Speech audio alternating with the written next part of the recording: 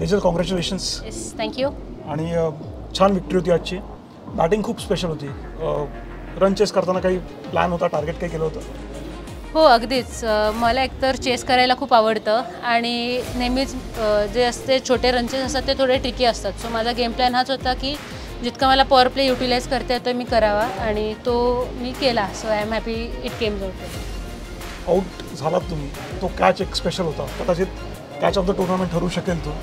त्याच्याबद्दल काय वाटतं? हो, अगदीच. आणि जसे आता यंगस्टर्स ह्या टुर्नामेंटला येऊन फिल्डिंग करत आहेत बघून खूप भारी वाटतंय.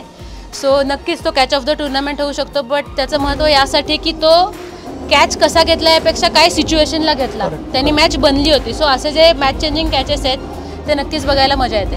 राईट. साधारणतः मिड सीझन आलो होतो आपण. बऱ्याच मॅचेस अजून आहेत शिल्लक, पण फायनल्सपर्यंत पोहोचण्याचा काही वेगळा प्लॅन केला, काही स्ट्रॅटेजी आहे?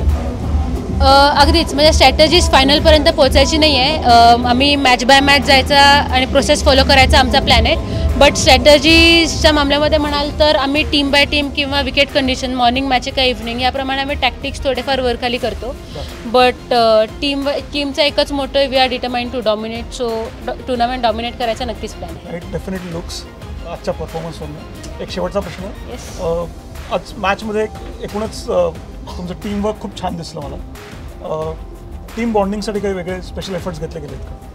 नाही, ॲक्च्युली खरं सांगायचं तर सगळ्याच मुली मस्त आहेत आणि everyone is keen to learn, everyone is having fun. Best part या टीमचा मला हाच वाटतो की सगळे लोक एकमेकांच्या सक्सेस खूप एन्जॉय करतात. सो कुठल्या चांगल्या टीमच्या एक तीच निशाणी असते आणि आमच्याकडे यंगस्टर्स खूप आहेत आणि सगळे एन्थुझियास्टिक आहेत. सो मलाच स्वतःला खरं तर ह्यांच्यावर खेळायला खूप मजा येते. नाही तर दिसतंच आहे ग्राउंडवर. आणि तुमच्या पुढच्या मॅचेससाठी शुभेच्छा. आजच्या परफॉर्मन्सबद्दल परत एकदा कॉंग्रॅच्युलेशन्स. Thank you so much.